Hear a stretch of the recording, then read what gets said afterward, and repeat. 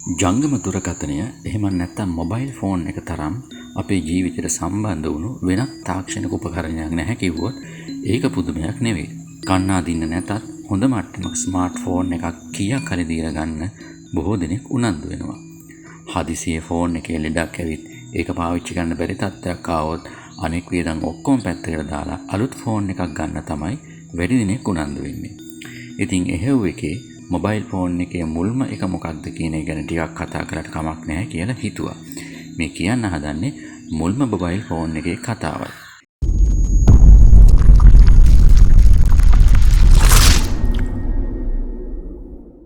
ඉතින් ඔබ තවමත් මගේ YouTube channel එක subscribe කරලා නැත්නම් කතාව පටන් ගන්න කලින් subscribe කරන්නත් අමතක කරන්න එපා. හරි. අපි කතාව පටන් ගමු. අපිට මොබයිල් ෆෝන් වල මියමුත්ත හොයා ගන්නවා නම් 1960 ගණන් වලට යන්න වෙනවා. ඒ කාලෙත් මොබයිල් ෆෝන් කියලා જાතියක් තිබුණා. හැබැයි ඒවා තිබුණේ කාර් වල පාවිච්චිට විතරයි. හැම කාර් එකකම තිබුණෙත් නැහැ.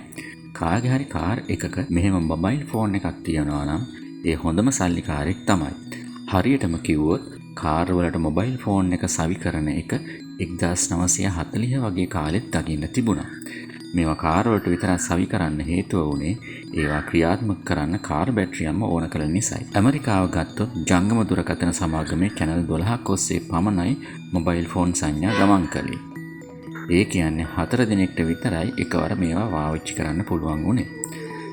තව කෙනෙක්ට මොබයිල් ෆෝන් එක පාවිච්චි කරන්න නම් පැය භාගයක් පමණ බලාගෙන ඉන්න සිද්ධ වුණා. මේක වදයක් වුණු නිසා මේ ගැටලුව විසඳන්න ඇමරිකාවේ AT&T සමාගම පෙරට ආවා. ඔවුන් අති ප්‍රබල ප්‍රධාන සම්ප්‍රේෂණ මධ්‍යස්ථානයක් පිහිටෙව්වා. ඉන්පස්සේ එයින් පිටත ඇති ප්‍රදේශ කිහිපයක් තෝරාගෙන ඒවා සෛලයක හැඩයට වෙන් කළා. ඒ කියන්නේ සෙල් එකක හැඩයට. ඉස්සර මොබයිල් ෆෝන් වලට සෙල් ෆෝන් කියලා කිව්වේ මෙන්න මේ හේතුව නිසායි. ඊට පස්සේ මේ ප්‍රදේශවල කුඩා ග්‍රාහක මධ්‍යස්ථාන පිහිටෙව්වා. ඒ වගේම සම්ප්‍රේෂණ කුළුණක ඇති channel ගණනත් වැඩි කළා. ප්‍රධාන මධ්‍යස්ථානයේ ඇති ප්‍රදේශයෙන් පිටතට ගියත් අර විදියට සෙල් එකක් හැඩයට වෙන් කළ ප්‍රදේශ තුල ඉන්න තාක් දුරකථන ඇමතුම විසන්ධි නොවි තබා ගන්න මේ තාක්ෂණයට හැකියාව ලැබුණා. ඒ කියන්නේ එක සෙල් එකක සිට තව සෙල් එකකට යද්දී ස්වයංක්‍රීයවම දුරකථන සම්බන්ධතාවය සෙල් එකකින් තවත් එකකට මාරු වෙනවා. අදටත් මේ ක්‍රමයම තමයි යොදාගන්නේ. මේ අලුත් තාක්ෂණයෙන් ප්‍රයෝජනට ගන්න කල්පනා කළ මෝටරෝලා සමාගම වැඩි දිනෙකට පහසුවෙන් පාවිච්චි කරන්න පුළුවන් විදිහේ මොබයිල් ෆෝන් එකක් හදන්න 1972 වසරේදී එහි කළමනාකරුවෙකුට බාර දුන්නා. ඔහු තමයි මාටින් කූපර්.